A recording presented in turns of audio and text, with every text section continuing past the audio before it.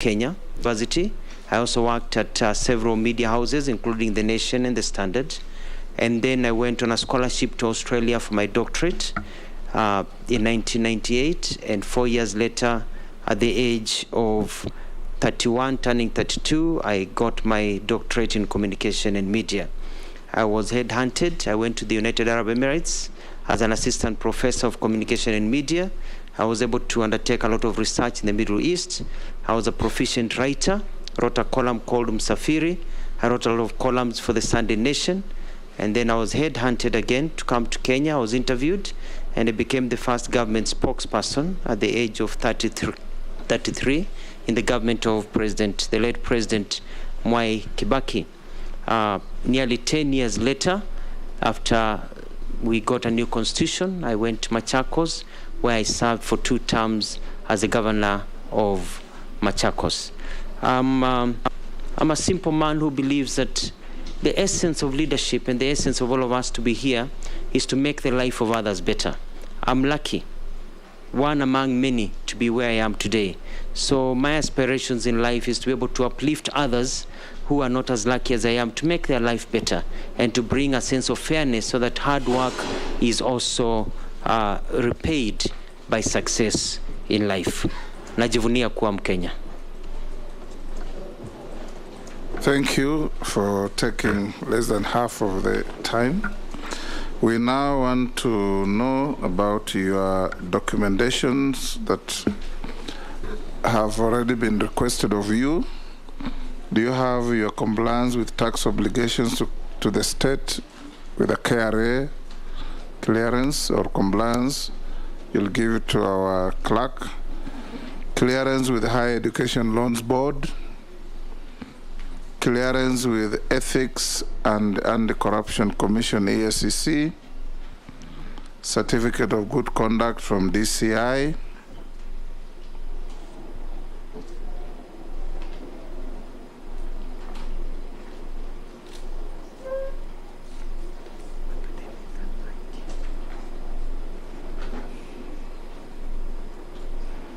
Your academic certificates,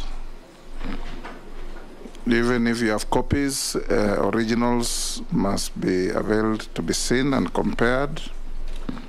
Your national identity card,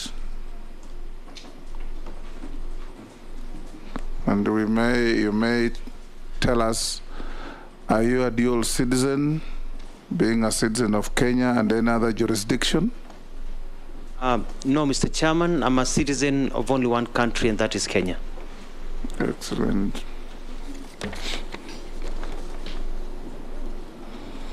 What is your financial net worth? Approximately 420 million shillings, Mr. Chairman. And what are your current and anticipated sources of income? I have businesses, hotels, and a few apartments, and a few biasharas here and there. Nothing much. Here and there. You're a hustler. Have you ever been adversely associated with practices that depict you as bias, in favoritism, or nepotism in the discharge of public affairs and duties? No, Mr. Chairman. Have you ever been charged and convicted of an offense?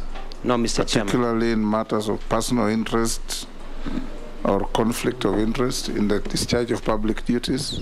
No, Mr. Chairman.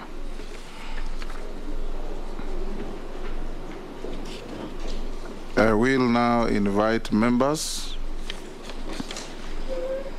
to ask you questions.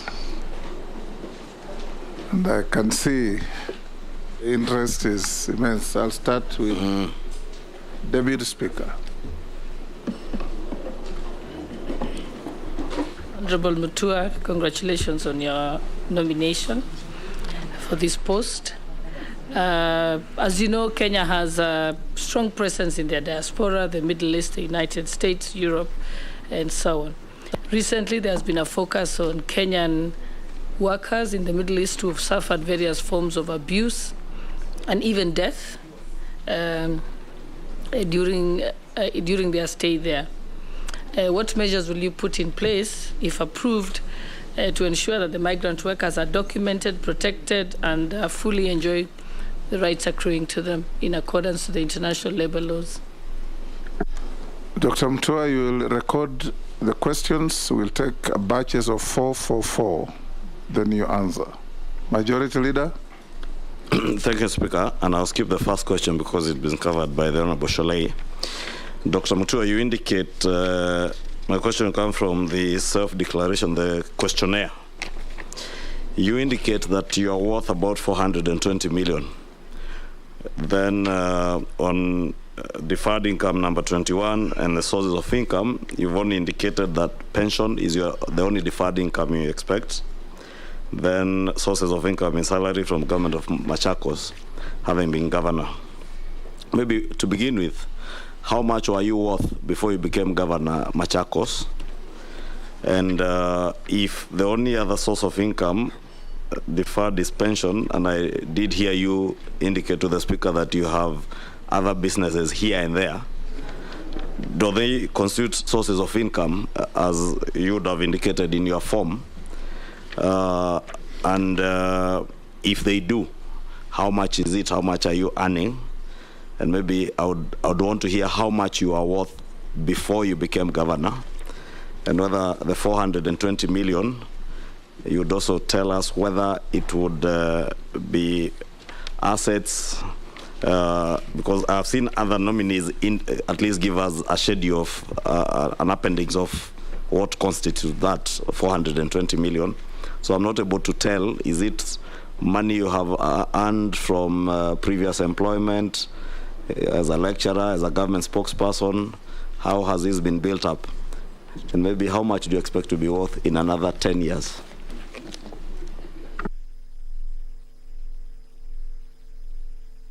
Yes, thank you, Mr. Chairman. Governor MUTUA, you are the first governor we are interviewing on this committee, today at least.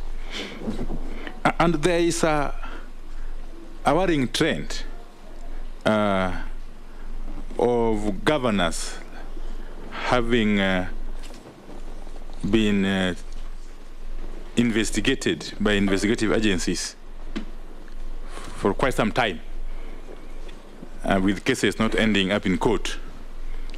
And you are one such example. I want to specifically address two issues with regard to Machakos County during your 10-year tenure as the governor of the county. And one issue that has been investigated, and we are yet to see the outcome of the investigations, is a scandal concerning dams. A scandal. There is a dam by the name Marumba. I don't know if you can, yeah? You know about it? Marumba Dam, where the county government of Machakos spent a whooping 89 million Kenya shillings without anything being done. This was meant to go towards the siltings of the dam. This money was paid out, and nothing, completely nothing was done here. In addition, the Danish International Development Agency pumped in 50 million Kenya shillings, again here, without any tangible result. You want perhaps to enlighten this committee, to update this committee. What became of this project? How much money has been pumped into it so far in total? What became of the investigations by the investigative agencies? And what are the measures being taken to recover this money that essentially belongs to the public? Two, is the now infamous procurement of 16 vehicles by the Machakos County government under your watch. Another mega scandal that was investigated, and indeed the matter ended up in court way back in 2014. Somehow, come the year 2018, the matter was dropped, or the charges were dropped, after a purported agreement between the EACC, the Attorney General, and the DPP. Could you clarify, Governor MUTUA, how this came about? And what became again of the monies that were pumped into this white elephant project? Thank you. Boy. Thank you, Chair. I would like to ask the nominee that while serving as governor, elected in 2013 on a Wiper ticket, you branded all county government projects with your photos and the words Maendeleo Chap Chap. This was eventually registered as a political party, and it is the one that you used to vie for the seat in 2017, after the public had been able to see these in all images on all county projects. Mr. Speaker, isn't this an abuse of office based on the strict reading of Article, on the Chapter 6 on leadership and integrity, particularly Article 73, on responsibilities of leadership, and Article 75 on the conduct of state officers? Because this was use of public funds to advance personal interest. And finally, Mr. Speaker, on the nominees' democratic ideals, considering that the office for which is being nominated requires one person who is able to particularly know exactly where they put their signature, especially because we are going to be dealing with international treaties. During the campaigns, the last campaigns of 2022, the nominee signed into the agreement of Azimio la Umoja One Kenya Alliance, and later on went publicly to say that even after signing, he did not know exactly what he was signing. Might this be something we would be worried about, considering he will be CS if he's approved by the House, and he would be probably have to deal with reading documents for signing on behalf of the country? Thank you, Chair.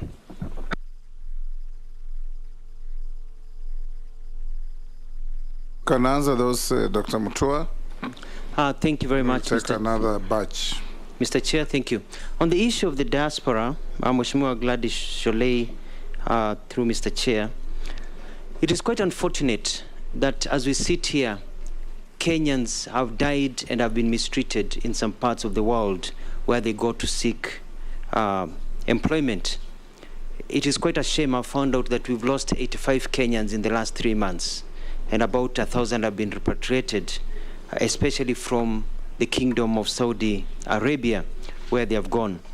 I've looked into the matter and I've seen systematic failure in systems, from how they are recruited here and how they are let to operate when they get to Saudi Arabia and other places.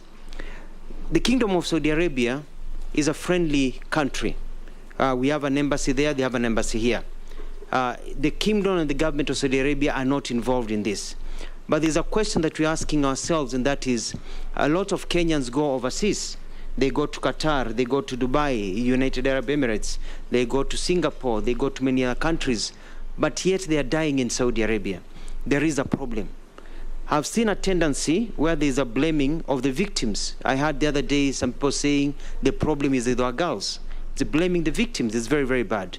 There's a big problem, and if I am cleared and nominated, I'm cleared and then I'm sworn in, I'm going to ensure that we work with the labor team and the labor ministry to ensure there are systems in this country so that we are able to know who really needs to go overseas, how it is done. Are these girls trained? How do they get to go there? When they arrive in Saudi Arabia or other countries, do we monitor where they are, where they live, etc., etc.? I'm going to put stringent measures, and I'm going to make it my first trip overseas, if I'm approved and sworn in, will be to Saudi Arabia and the Gulf area, personally, to take care of this problem.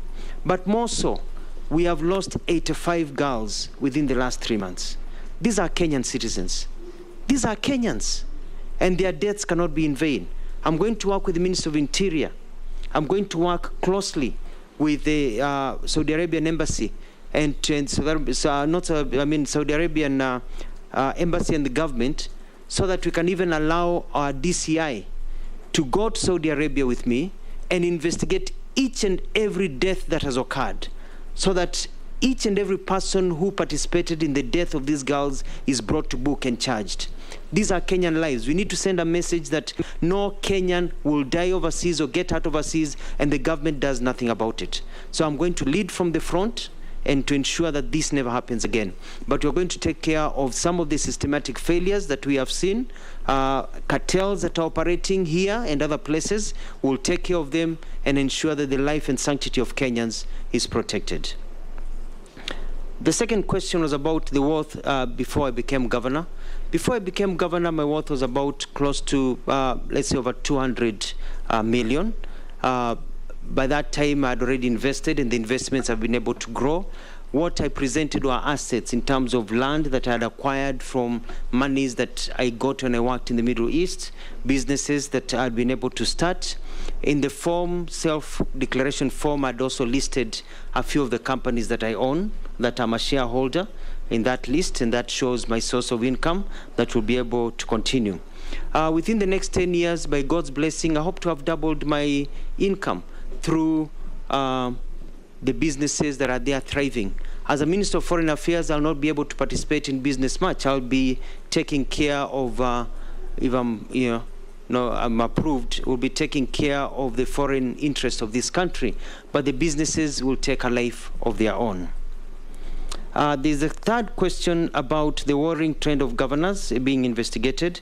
I'd like to go through them, Mr. Chair. The first one was about Maruba Dam. I was never questioned or anything brought to me about Maruba Dam. I think there was an investigation. Somebody wrote a petition about it. All I know is that as the Maruba Dam, and I picked the Bible and I swore, I went and I witnessed the works being done of the silting of Maruba Dam. And I think the investigative bodies, if they're investigating, let them do their work and let them charge if there was any mistake that was done, but I know that the work got done. Number two was about Danida. The 50 million being talked about Danida was money that was not properly accounted for, that was moved by some officers in my then government to other uses that were meant to go to health centers and health facilities. These monies were returned. There was a proper audit that was done, and this was corrected. And I even visited the Danida offices, and we had an agreement, and people who had to be surcharged were surcharged, and that was taken care of. On the issue of the 16 vehicles, and I'd like to speak about this, Mr. Chairman, been called a mega scandal. When I became governor, we were given 140 million shillings. And the 140 million shillings were to buy luxury vehicles for governors and the executive. I asked myself, we come from a country of low economics and come from a country where there was only 4 ambulances at the time in Machakos and 2 on top of stones. Would I buy luxury cars for myself when people are dying, or would I buy ambulances? So I opted to buy second-hand vehicles. Majority of Kenyans, the hustlers, they buy second-hand vehicles. So I bought 16 second-hand vehicles at a price of 35 million shillings. And I used the rest of the monies to buy 80 ambulances to serve the people of Machakos, so that I could drive. And I drove for 4 years, for about 8 years in Machakos, using a second-hand vehicle as the governor of Machakos and all my ministers, so that our money can go to serve the people, not to serve the luxuries of Wakubwa.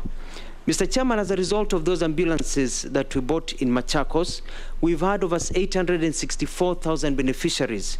We have over 241,000 pregnant mothers have been ferried by those ambulances in Machakos. We have the fastest response time in Africa, second to South Africa. That is Machakos County ambulances. We have 51,122 children who are born in those ambulances. In the olden days, children were born in Ukambani called Mwanzia and Nzelani because they were born by the side of a road. Nowadays, those names are non-existent during my tenure because people are not born by the side of a road. So we were able to remove that shame. So the mega scandal that was there was that people were dying, mothers were dying because there were no ambulances because of people wanting to have ukubwa, and the rest went down. In terms of the issue of these 16 cases, it went to court, and I was never charged. And it was presented in court. We challenged. We said, why should we be charged for saving money? And eventually, the ESCC and the DPP said, actually, I should not even have been investigated. I should have been given an award. And a consent was written, and it was written clearly that I'll never be investigated of those charges because no money was lost. Did the award arrive?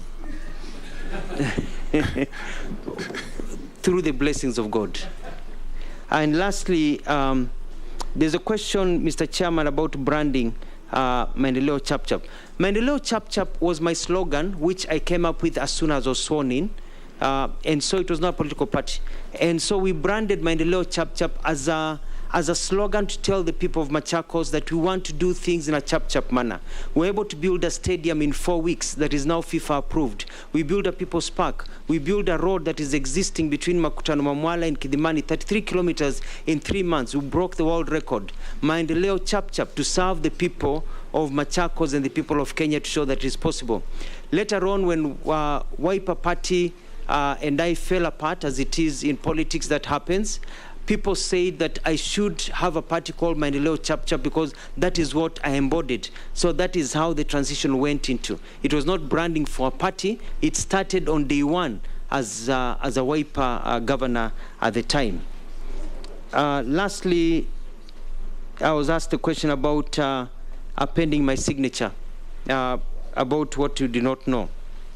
I don't want to go back to the games and the tricks that were played during the Azimio times when we joined, because even the Wiper leader, His Excellency Kalonzo Musyoka, said he signed what he did not know.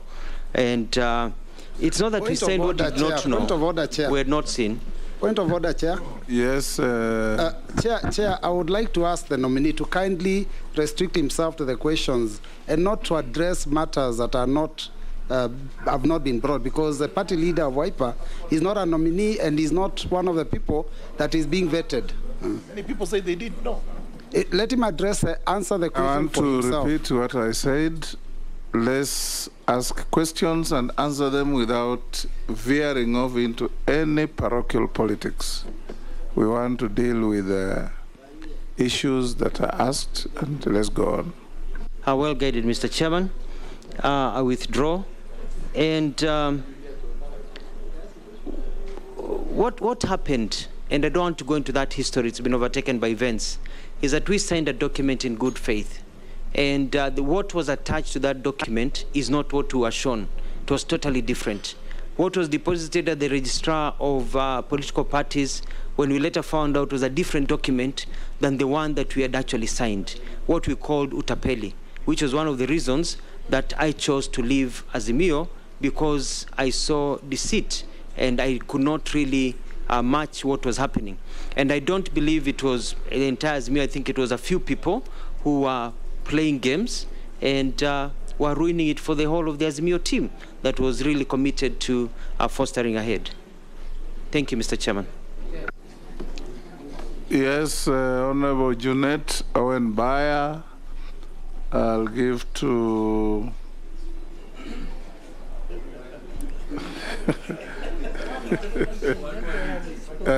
Shurie. After Shurie, I'll give to Mishimbogo.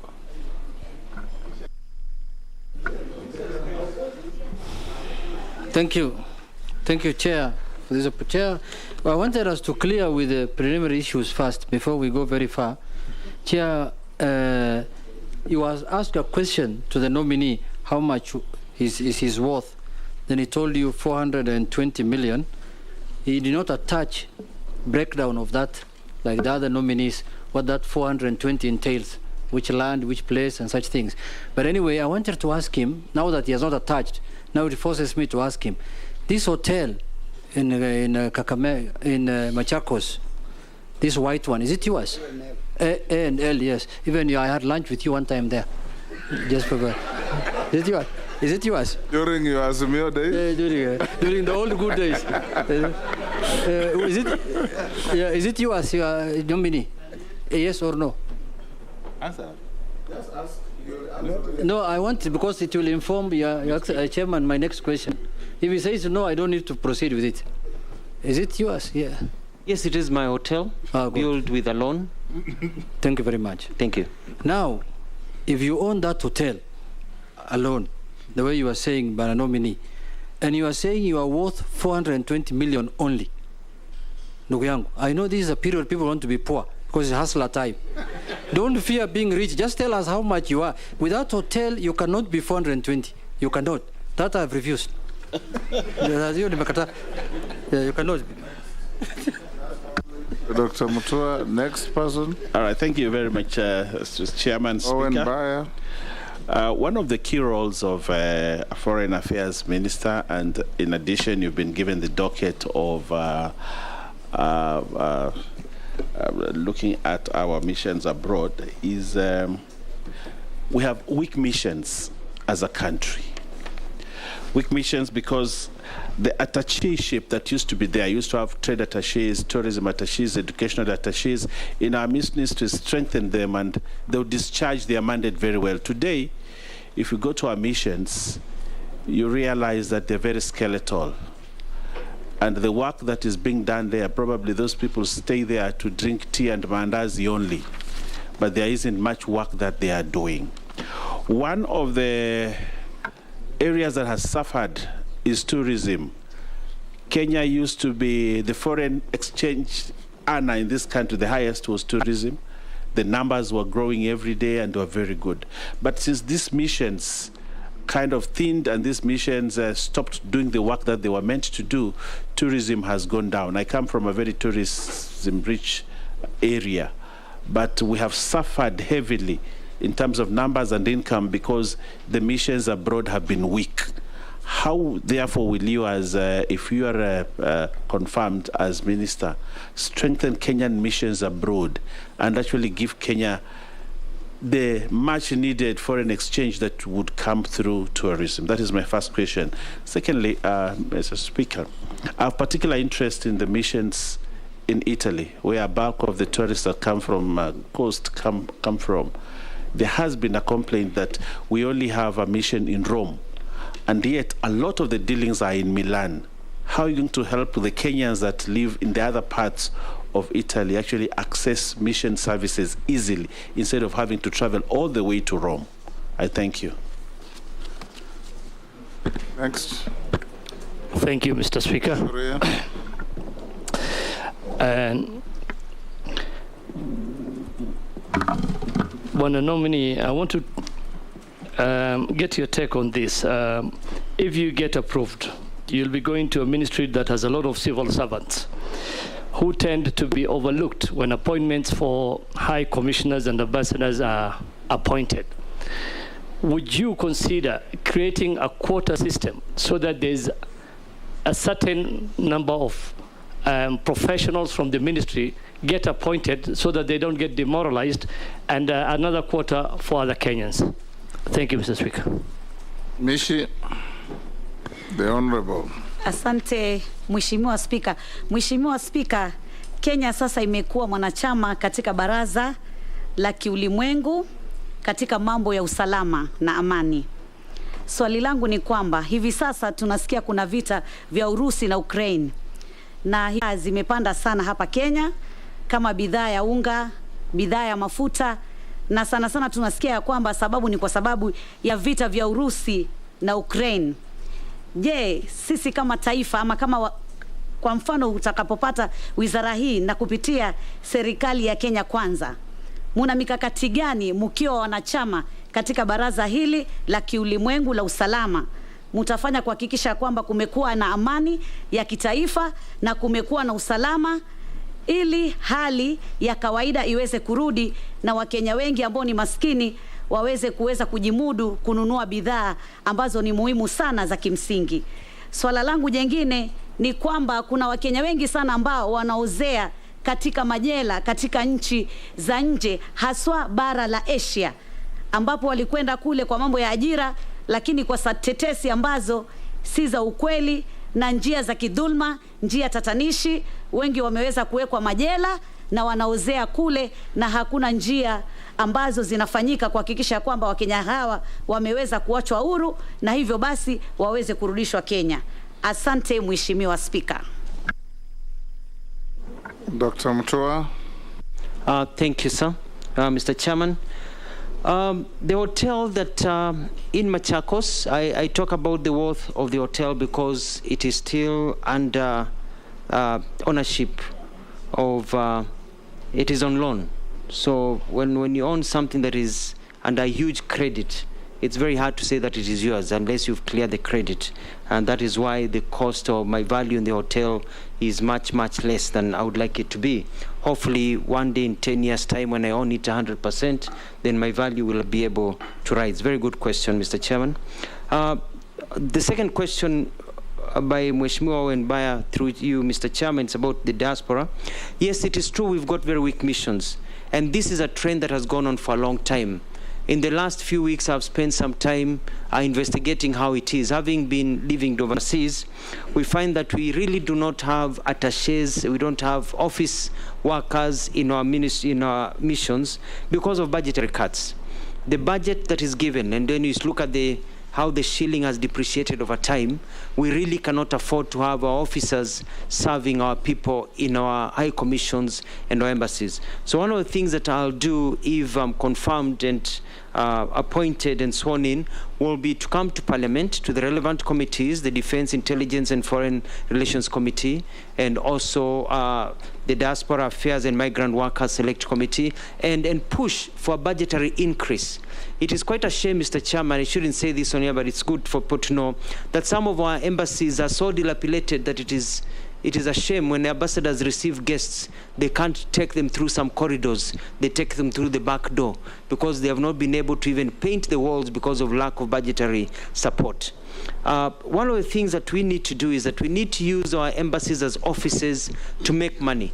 We are moving from aid to trade. And to make money, you need to look like you don't need the money. You need to bring people there who you can convince. You need to bring investors.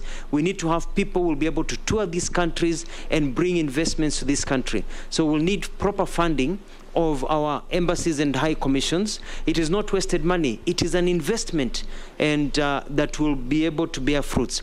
More so, especially even in tourism. You cannot get tourism without marketing. There's competition. Other countries are putting major advertisements all over the world. You go to these countries, they are going to fairs and everything. At times, our high commission and embassies do not have money for fuel for their vehicles to actually even go across town.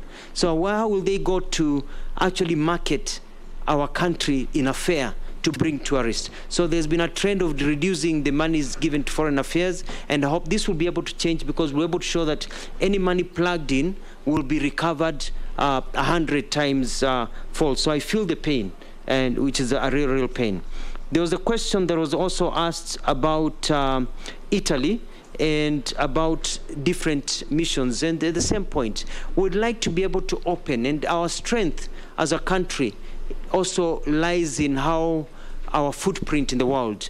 And yes, Rome, we need a consulate or embassy in Milan. You look at, for example, China, with over 1.5, 1.6 billion people. We only have one embassy in Beijing covering a large country that's like a continent.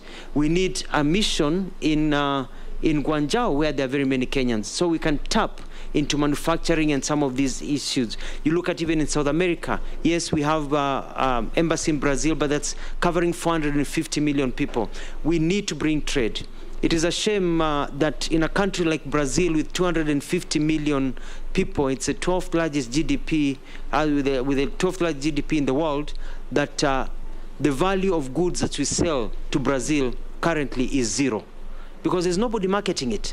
So we need really to improve and really market our goods. Kenya Kwanza government is talking about value addition, is talking about creating markets, being able to sell our goods overseas. But where will they sell the goods? The goods will only be sold if the markets are found by the officers in the foreign and emissions.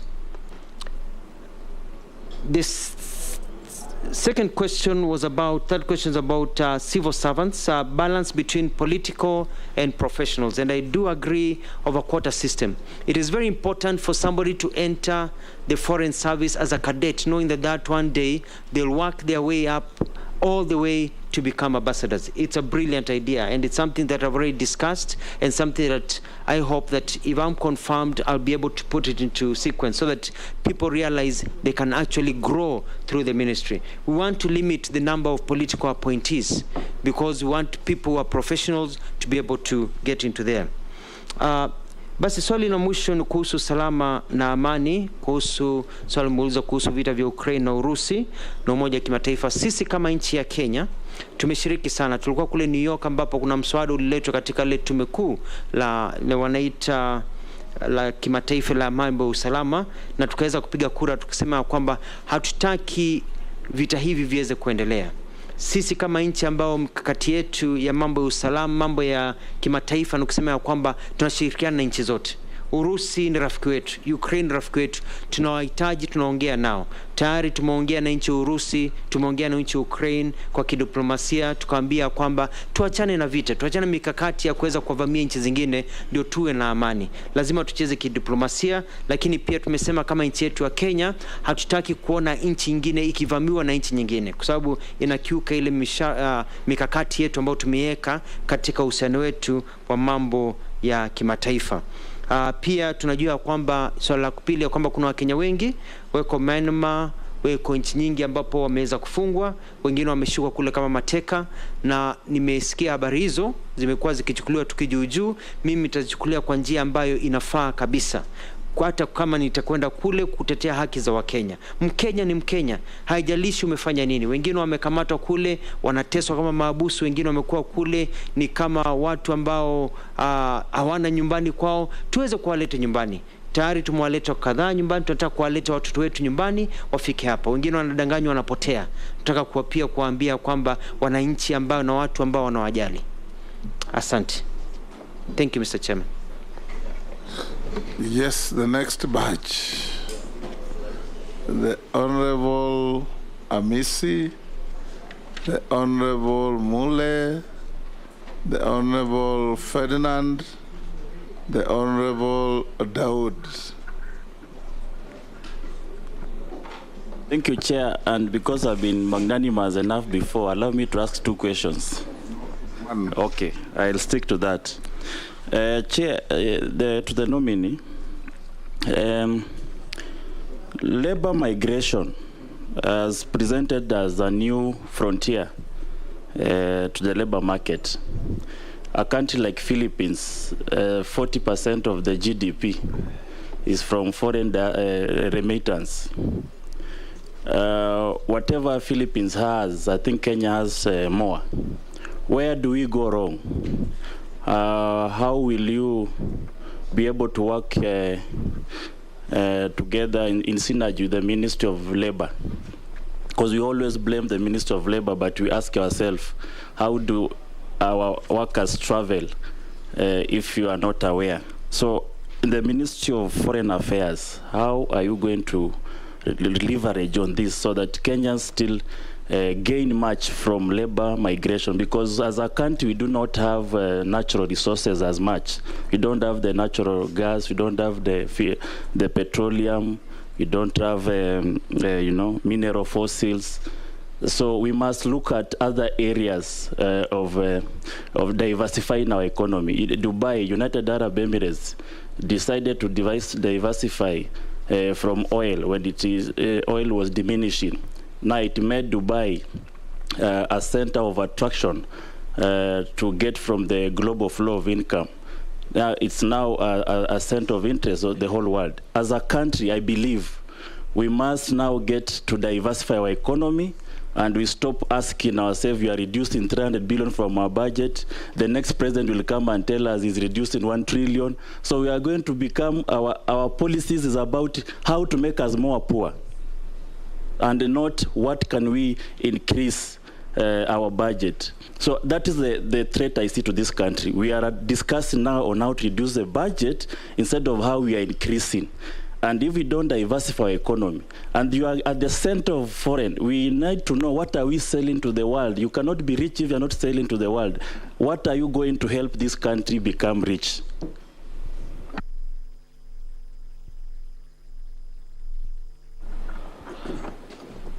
Honorable Mule. Thank you very much, Madam Speaker. I want this to go straight to the nominee. It is in public domain that the office you held or the government you led of Machakos County, as we speak right now, it has one of the biggest debt in the country of 2.8 billion shillings, which is not paid, and is a debt which is being carried over to the next administration.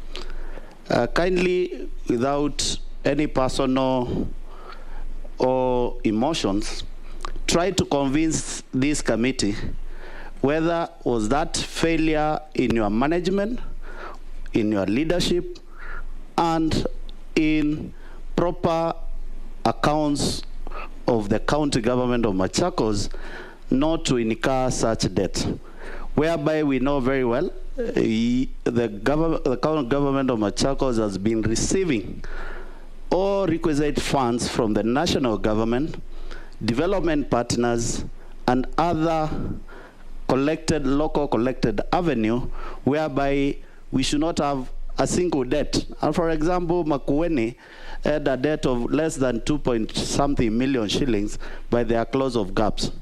My fear is one. With this experience and happenings within your leadership in Machakos, how do we grant you to be the eye of Kenya in the diaspora? Are we going to get to issues which relate to mismanagement, misappropriation, misunderstanding of management?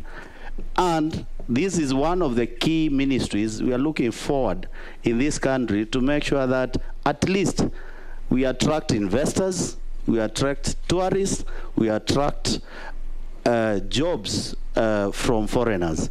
I want to be convinced and convince this committee, are you really suitable for this position with the history I've given for Machakos, with a debt which has been calculated by the Auditor General of 2.8 billion shillings, unpaid, contractors unpaid, services unpaid. Serious management issue. Ferdinand.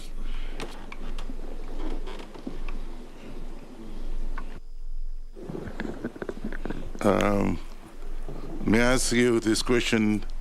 I'm one of the victims of the people who went to Middle East. And you said if you become the Minister for Foreign Affairs, you will go to Middle East. I think the problem here are the so-called cartels here and in the Middle East. Our people leave this place, and as soon as they get to Middle East, their passports are taken. And, you know, they move from one house to the other, one house to the other. So I think what you do is basically tell us what we do with the cartels that are exporting our people to that place. As I'm talking to you, I have a cousin of mine whose body is lying in the Middle East. Secondly, on a different subject, Mr. Speaker, I wanted to find out what's happened to the visa. You know, the countries that are so-called very friendly to us, when they come here, we have no problem. But when you want to get a visa going to some of these countries, including a neighboring country like South Africa, it takes such a long time to get a visa. Sometimes you don't even get a visa. And some people even end up being stranded at the airport because they get there and there's nothing. They can't go back. They can't come. And so they spend 2, 3, 4 days, imagine, at the airports. So what are you going to do about that? Thank you. Thank you, Chair. Thank you, Chair. Dr. MUTUA, I would want to ask you 1 or 2 questions. We've got countries which normally offer us scholarships, university scholarships, college scholarships. Some of the friendly countries are India, Cuba, Algeria, Pakistan, Hungary, amongst others. I remember a couple of years back, the Indian High Commission telling me there were 100 vacancies for technical training colleges in India. But the scholarships can only come through the Ministry of Foreign Affairs. But when I went to follow up with the Ministry of Foreign Affairs, I was told they were not available. But the Indian High Commission told me they were there. And many like them are there. So what criteria is it being used to distribute those scholarships to deserving Kenyans and not being hawked to people to buy them? Because if it's not going to help the ordinary citizens and it's going to be hawked or sold to people, then it doesn't help at all. Secondly, our balance of trade. Many countries, our balance of trade is in favor of the other countries. What do you think you will do to even market our miraa so that our farmers in Nyambene can and Tigania can at least get something out of miraa, because that is one thing which is, I think it is at the core of our government as well. Thank you. Dr. MUTUA. Thank you, sir. Mr. Chairman, there's a question about labor migration and Kenyan jobs. It is quite instructive. I watched the morning interview or vetting whereby Mheshimiwa Musalia Mudavadi talked about the 480 billion shillings that are remitted from overseas, 350 to 480 billion shillings. Actually, the diaspora remits more money to Kenya. It's our chief foreign exchange earner than even coffee, tea, and others. And we'd like to grow this, but need to be done in a very, very organized place. And so it is important for us to take advantage of this. There is no system as there is in Philippines, for example, whereby the government goes out to teach people how to look for jobs overseas and also train them and give them opportunities to find jobs. So if I am confirmed, I'm going to set up a unit in the ministry to teach Kenyans and also guide Kenyans on how to secure jobs overseas. How do you qualify for a job overseas? How do you become competitive? Because Kenyans are very bright. Kenyans are very well educated, they are very good, they can get jobs and they can remit money, but they have not been given an opportunity and shown. I'm also going to ask our embassies to be telling us, so we can tell Kenyans and publish widely, of opportunities that Kenyans can be able to look at and be able to go into the private sector, but also more so into the United Nations and other international bodies, so that Kenyans are also over there. One of the things that we'd like to do is also, we'd like to get our Kenyans overseas to save, because they're remitting a lot of money. Our president has been talking about Kenyan saving. We'd like to also get our Kenyans overseas to also save. Let them save here so that we can be able to borrow that money that is saved here or use that money. We've been talking about an infrastructure bond for years. We'd like to get that infrastructure bond realized so that Kenyans overseas can say we build that highway with our money from overseas. We also want to set up a network so that when you send your money here, you know the money is being used for the right use as a member of the diaspora. The second question was about the pending bills by Mheshimiwa Mule, Mr. Chairman, through you. And I was also surprised to see in the news about 2.8 billion, but what I had on my records was 1.6 billion from the control of budget. And we have a plan of how this money, and it was very clear how the money would be paid. It was very clear to the control of budget how the pending bills were accumulated. Some of them were accumulated because we had very many development projects. If you have a lot of development projects, others will carry over into new financial years. When some of them carry over to new financial years, they become pending bills, and they are listed, even though some of them are ongoing. There are others whereby we had talked to the control of budget that we had said as a government I would not be able to pay them because they were white elephants. There are some things that were listed where a school was built, but you go to the ground, there's no school built. If I paid that pending bill, then I would be arrested and locked up because that is corruption. So that is how some of them have accumulated. There are others which really are real. We have poor exchequer, we're able to correct, and it's a challenge. We're dealing with the first 10 years of devolution. It was about balancing everything, getting everything going, but by the end, I'm very confident that I ran a very good government that was recognized, that had a lot of success in many, many areas, that was able to be an epitome or an example to many other counties. Mheshimiwa, through you, Mr. Chairman, talked about victimization of Kenyans through the cartels, and it is true. I have some tricks up my sleeve, and I don't want to speak about them publicly right now because, you know, these cartels will work on them. But I can assure you, within a few weeks, I'm dealing with these cartels, because I've been made to understand that some of them are even owned by government officials. And they're going to do everything because they're making tons and tons of money out of our people. And some of the things that we want to do is that it's a clear recording. If you're going to send our kids overseas for work, you need to have a record of who you are sending. You need clearance by the foreign ministry, not only by the labor ministry.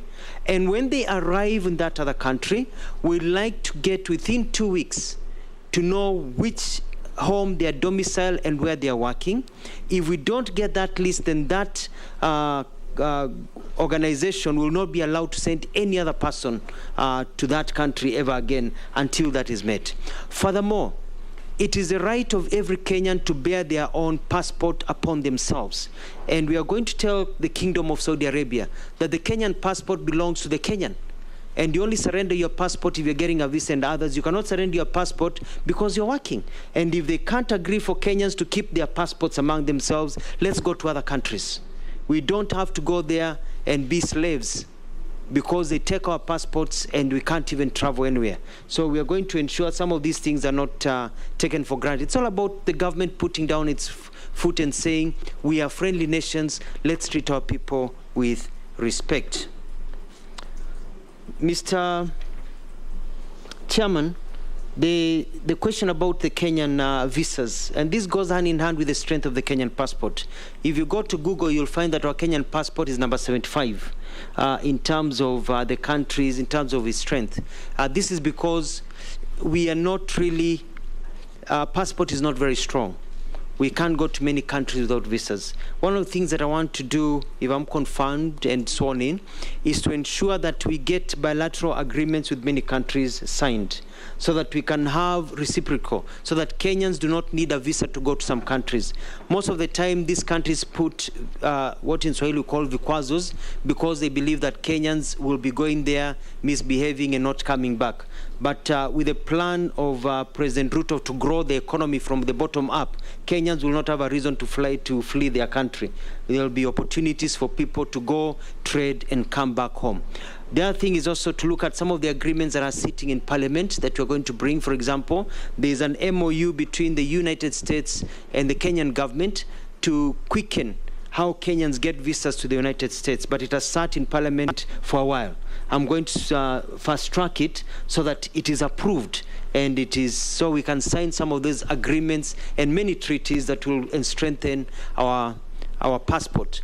I also would like to, if confirmed, is to introduce what is called a service passport for senior public government officials, so that there is a diplomatic passport, there's a regular passport, and also a service passport. This is done by many countries, so that our senior government officials have a service passport that enables them to get visas in a faster way to be able to go and carry out their duties, which may not per se be diplomatic, but they're able to carry out their duties. It will put less pressure on the diplomatic passport, and also it will ensure that our passport gets a better ranking at the end, so that the mamambogas and others can also be able to go to many countries without having to go for a visa.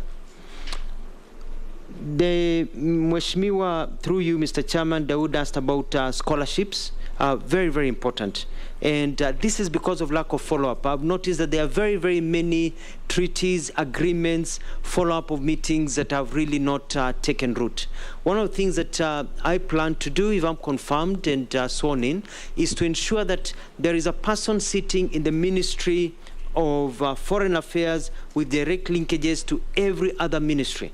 Because we want to go trade, but we're also looking at these specific scholarships to other places.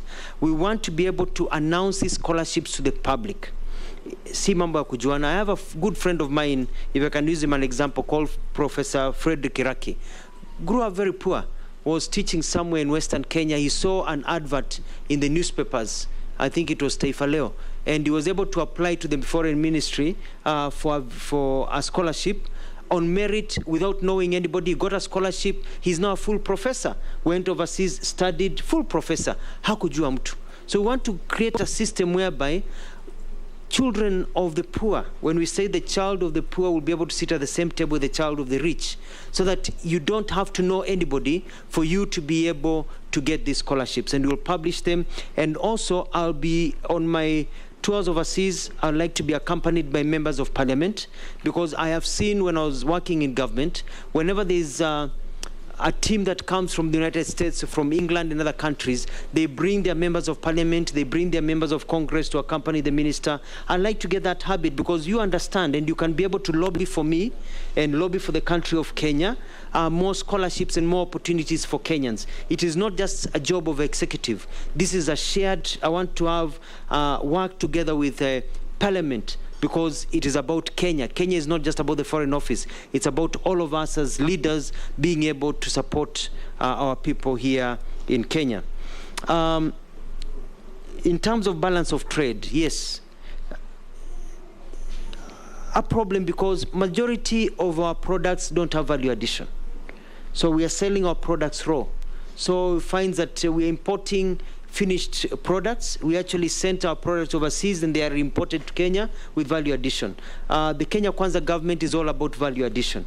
We like to add value to our products so that more money can remain in the pockets of wananchi, and this will ensure that our balance of trade is balanced. In terms of miraa, we look at how do we package our miraa, but it's not about package, it's how do you market our miraa overseas, and how do you get smooth transition, because that is a product so that the people of Tigani, as you put it, can also have more money in the pocket. So this is a critical part of the plan of Kenya Kwanza. Thank you, Mr. Chairman. Thank you. We agreed no lifting of hands. Yes. Naisula, Gikaria, Raso, Posing, Emase. Thank you, Chair. To Honorable MUTUA, many things... Actually, there are only two of you left after Emase, Murugara, and Mukami. You can take those 6. All right, thank you, Chair. To Honorable MUTUA, many think that you have zero international experience. What are your views on self-determination in relation to this nomination? Is self-determination real or a mirage? And whether experience actually matters? And the second question, in your view, what new roles will the State Department of Diaspora Affairs do that the existing government structures don't do or will not do? Remembering that in the Kenya Kwanza manifesto, it was actually to be a ministry. What issues do you think will need to be handled under the Diaspora Affairs docket? Thank you. Next. Thank you. Chair, maybe Chair, at some point in Parliament, at some time, I think you'll need to give a ruling as to whether this aspect of the domestic workers out of the country, whether it is a foreign affair matter or it's a labor, or sometimes we leave it to labor and maybe it is foreign, or it's the two of them. And I think your direction will really give us some answers to this. It is cross-cutting. They live here exactly. Under labor. Correct. They're out there under foreign. Mm-hmm. So I think it's when they are addressing that, then it's a cross-cutting issue. Maybe the two ministries need. The government has collective responsibility, and the minister, if approved, may wish to work very closely with labor to ensure that they synchronize the process and continue monitoring and managing our Kenyans out there. Thank you, Speaker. And I also want to thank the nominee. You know, he has actually specified, specifically which some of these countries are. You know, the issue has also been generalized, but now when it comes with a particular area that is bringing this problem, then I think it is important. He also mentioned that he wants some of these properties that he has is out of the income he earned when he worked in the Middle East, if I heard him correctly. Maybe he needs to give us an experience of then and what is happening now. But the very last one, Honorable Chair, is about the questionnaire, number 27. And I had the nominee giving us a very emotive and very, you could feel where he has come from and the assistance that he got when he was rising and through his education and missing out to school because of school fees.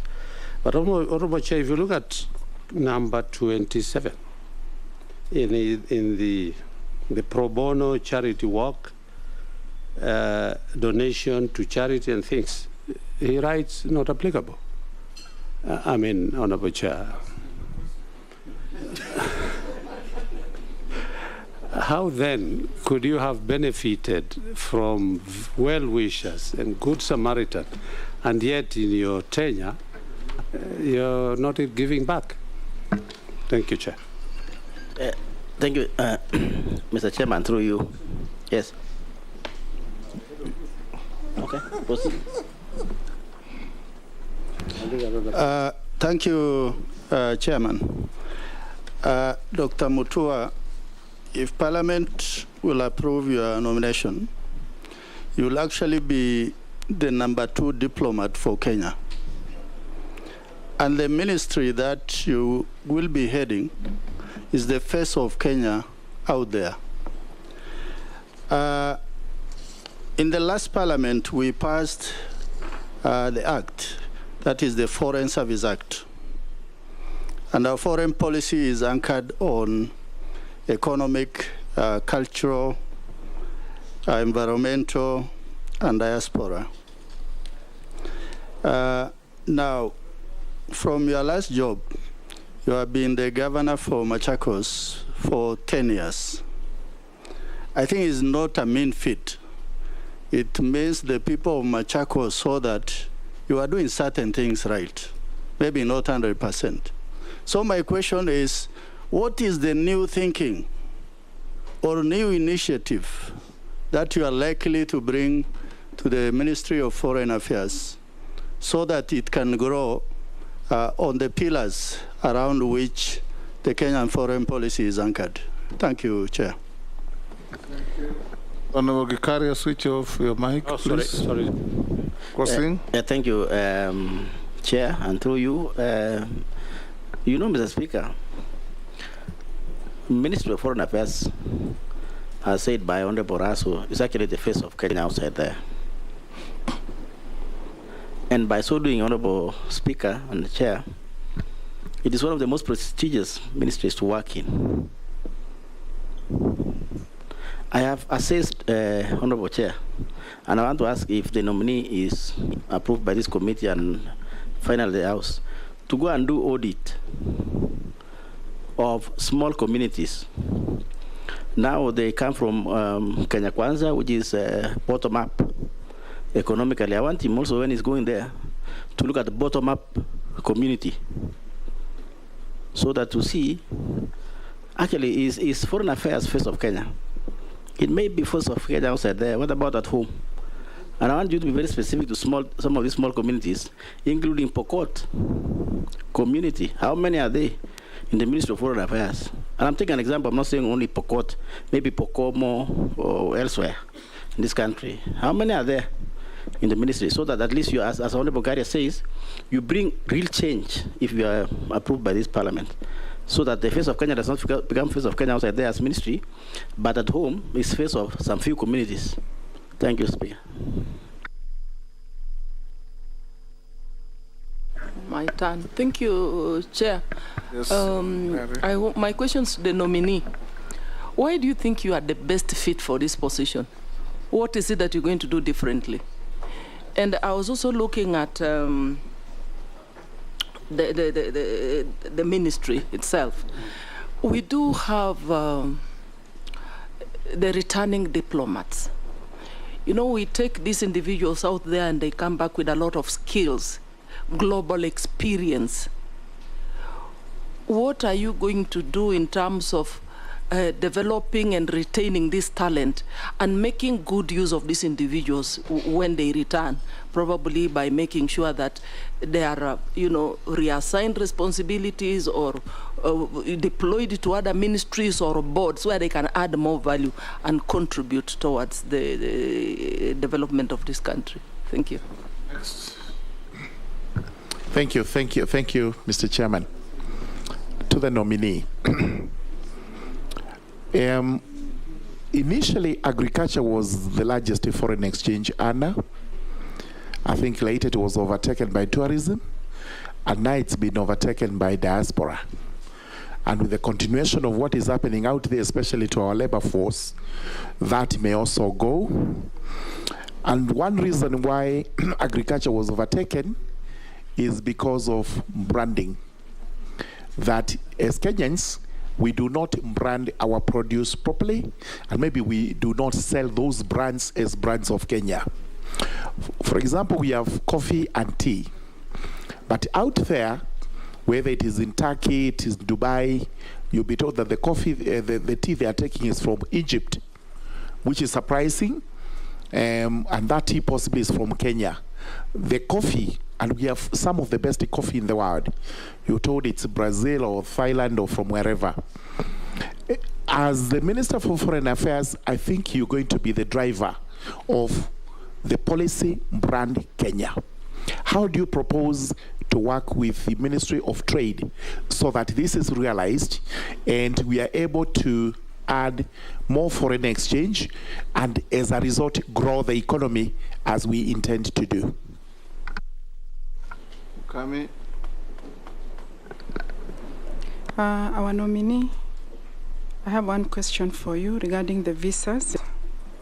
Kenyans have complained about the amount of time and resources spent when trying to obtain visas to visit countries that we enjoy cordial relationships with, such as South Africa, America, UK. The nationals of this country do not suffer the same inconvenience, and some even get visas on arrival. What will your ministry do to address this concern? Because it's a tall order. Yes, Dr. MUTUA, answer those 7 questions, or the 6. Thank you, Mr. Chairman. Mheshimiwa Laisuda asked about my international experience. I lived overseas for about nearly 15 years. As a student, I worked there. I know how life is. I've interacted with foreigners. And so I have a knowledge. When I was government spokesperson, my matters were not just local, but also dealt with a lot of international issues through the cabinet office.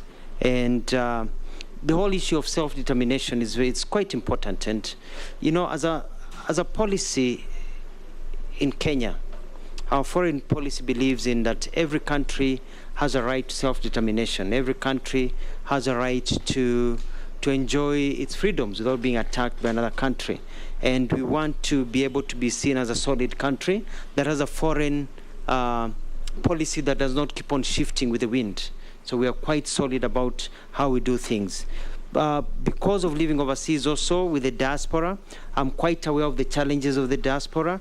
I know that the National Diaspora Council of Kenya has never been operationalized. That is one of the first things that if I'm approved and sworn in that I will do. I want to enter into a discussion with the United Kingdom, with the United States and other countries where we've got a lot of Kenyans went there, fell out of status, they're hiding, they don't have status, they can't come back home, to see ways of waiving the problems they faced without them being deported, so they can get waivers, so they can leave and get legalized where they are, so they can be able to contribute very, very well to this country. We're looking at being able also to sign more MOUs that will be able to help the diaspora be able to work very well between us and then the banking field and others as we continue. So I feel that I'm quite prepared in terms of my personal experience and experience working in government for over 20 years. The second question is about the foreign affairs and issues which, Mr. Chairman, you're able to answer very well about the cross-cutting issues between labor. But we'd like to make it very clear that if I'm approved and sworn in, issues of Kenyans overseas will fall in the Ministry of Foreign Affairs. I think Foreign Affairs has been passing the buck a lot to the Ministry of Labor. But Ministry of Labor will also have to get its act together. And because Kenya Kwanza, we are a team, we'll be able to work as a team to harmonize, so that even though there's processing done and approvals, we're working hand in hand. But when Kenyans are overseas, working overseas, I don't want them to go to any embassy and being told this is not a foreign affairs issue, this is a labor issue, Ministry of Labor issue. You're in a foreign country, you don't know anybody about labor, you know the mission. You want to be protected by your mission. I want people to be proud of the country they come from and to know that their country has their back day and night at every single time. There was the issue about the properties, yes, and the questionnaire. As a Christian, the Bible says that when you give with your left hand, your right hand should not know what you've been given. A lot of my pro bono work and the work that I've been doing through the church. And I don't like listening to what I've done as a Christian, because you're not supposed to go and scream out there what you've done as a Christian. I sponsor more than 100 children through school myself, because I know how it changed my life by being sponsored, and many other things that I'm able to do that I don't like blowing my own horse, because I do it from the bottom of my heart and as a service to God, not as a service to man. There is a third question about being the #2 diplomat for Kenya, and the Foreign Service Act, and the whole issue of the economic, culture, and trade. We are moving. You know, one of the reasons that Kenya is looked down upon even with visas is because we're a poor economy. You know, if you're poor, people don't take you seriously as much as if you're rich. If you're rich, you're taken seriously. And the whole idea is to make our country rich. We want people to know that Kenya can be a land of opportunity. And my job will be able to do what I can. For example, my dream and I would like to work with members of parliament and governors so that I could go out there with my ambassadors if I am approved. And we say as a country that we are going to bring to every county a new factory that will be able to provide jobs to our Kenyans and grow the economy so that we can all grow and make money. Because at the end of the day, it's all about money in the pocket. And we want our people to have more money in the pocket. And that's one of the things that we've said as a government that we would like to be able to do. Mr. Chairman, the other question was about the audit of small communities. I have to admit, Mr. Chairman, that I was flabbergasted, awed, shocked, amazed, confused when I looked at the list of recent appointments and other appointments to the senior levels in the Ministry of Foreign Affairs. It clearly does not represent the balance of the face of Kenya. This with I'll be able to advise the president so we can be able to correct this. Every Kenyan needs to know they have a place in their government. And we are going to make sure that every Kenyan, regardless of where you are born, regardless of who your parents are, regardless of which corner you come from, you feel that you can participate in nation building in the various government departments. And I believe this is what our president is all about. And also to look at issues of skill-based. We want people who are skilled to know that you can work hard, you can be chap-chap, and be able to move move up the ladder so that it's not skewed about who is knowing who. For example, there's the issue about postings in the ministry. We need to make it public. You know, now it's a hidden secret. You know, you actually don't know who is being posted until you find out somebody is missing, and you realize they have been posted somewhere. We want everybody to know who's been posted where, so that people say, huyu ameenda mara tano, nimeenda mara mbili. Why can't I also go and serve my country outside? We want to create a sense of fairness so that people feel that they are fair. Mr. Chairman was also asked the question about why do I think I'm the best for this position. I want to thank the President for giving me this opportunity. I've worked overseas. I have studied communication, and diplomacy is my second nature. As a government spokesperson, I was able to interact with any people, and I know what it takes. And I believe I have the talent and the gusto and the strength to be able to transform and change the way the ministry operates for the benefit of Kenyans. We have a clear plan in Kenya Kwanza, and I was part of the architects of that plan, so I understand clearly what we need to do to work in that ministry, and I believe that I'll be well placed and I'll make Kenya proud as we move on. The sixth question was about the diaspora and how we are being overtaken, and it is true, Mr. Chairman, you find that even flowers come from this country, they go to another country, then they're sent to another country, and people think the flowers come from that other country. We need to find a way of branding everything that comes from our Kenya, and that's when it comes down to even the value addition. We need to add value to our products. We need to be able to say this comes from Kenya and be able to do it proudly and get it out there so that whenever anything is value added, we're able to make more money.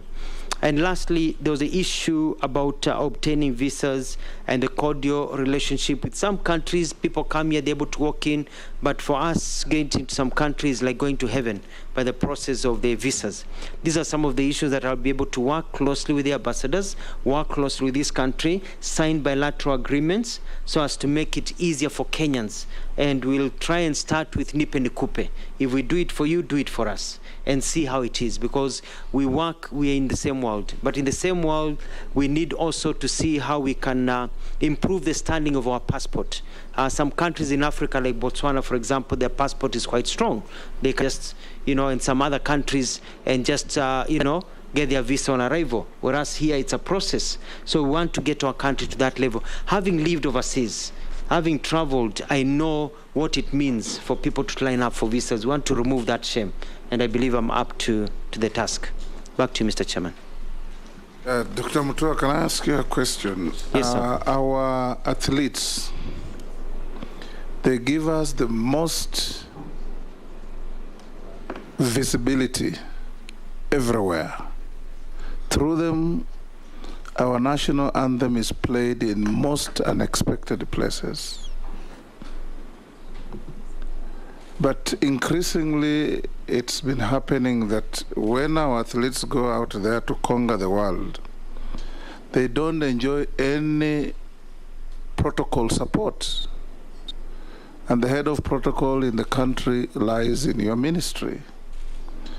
What arrangements do you have to ensure that our greats like Eliud Kipchoge and others have at least some protocol support wherever they go to arrange their press briefings, their feasibility, their marketing, and all these things that we see being done to athletes from even lesser countries? When Maria Mutola was the conqueror of the world from Mozambique, she was accorded protocol at the level of a minister. Of course, ours are too many. We may not take it to that level. But what are you planning to do for our athletes? You find petty traders carrying diplomatic passports, and our world-conquering athletes don't have. What are your thoughts on this? Thank you, Mr. Chairman. A very good question. There are two ways. I was lucky to be a journalist because I lived in Australia at the time and witnessed the 2000 Olympics. And I saw our athletes and some of the struggles they went through. And I love sports, so I've been able to see some of these things. And one of the programs that I have in place is to set up our protocol officers, not only for athletes, but even to Kenyans. Kenyans have been complaining that when they go to embassies, they're not treated well. They're not treated with respect when they live in the diaspora. And I want to ensure that when you go to an embassy, to a high commission as a Kenyan, you are treated with the respect and dignity that you deserve as a Kenyan, and you can come out saying, yes, my country really loves me. So I'm going to institute a program to take care of athletes and even top business people when they go to these countries, because they are also income earners. They are bringing foreign exchange to our country.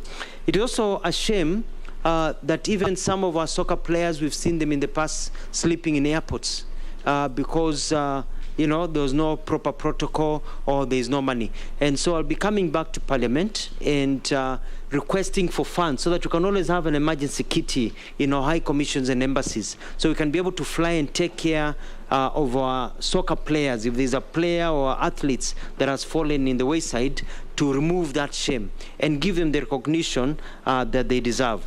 We also, one of my plans that I put through as Kenya Kwanza plan is also to have a program for our athletes on how to invest and save their money, so that as they make their money, they are not just spending their money.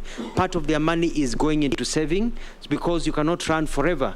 After a while, somebody else will be able to run faster than you. A better soccer player will play better than you, so that you have something left, so that you can be able to invest, get into business or get into work, so that you don't die poor. Then it becomes a shame that you represented this country, but you're dying poor. So we can be able to set up that in collaboration with the ministry in charge of sports. Then lastly is to, we need to have galas and recognition when they come back and treat them well. When it comes to issues of diplomatic passports, I totally agree with you. And I'll be, if I'm nominated, if I'm approved and sworn in, I'll be taking to Cabinet a memo to discuss on who should and who should not have diplomatic passport. With the introduction of the service passport, we need to come up with a clear criteria.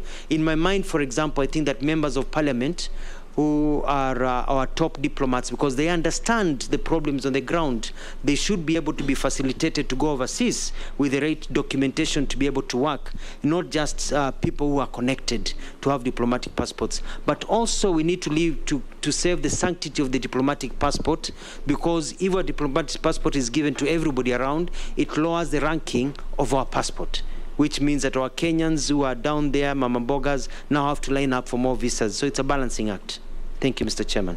Thank you, Dr. MUTUA. Now we're coming to an end of your hearings. I give you 3 minutes to tell us your wish.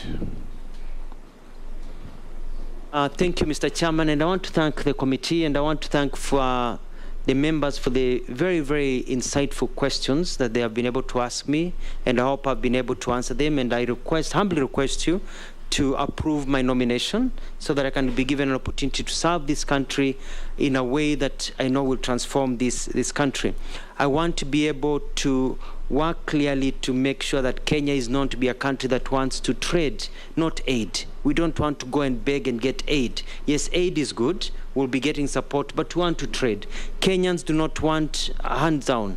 Kenyans want a hand up. Kenyans want to be given opportunities, and that is where I'm coming in. In terms of diaspora, I'm going to fight for the rights of diaspora. Having been in the diaspora myself, understand the pains, I'll be able to work on those things. Marketing Kenya is very important.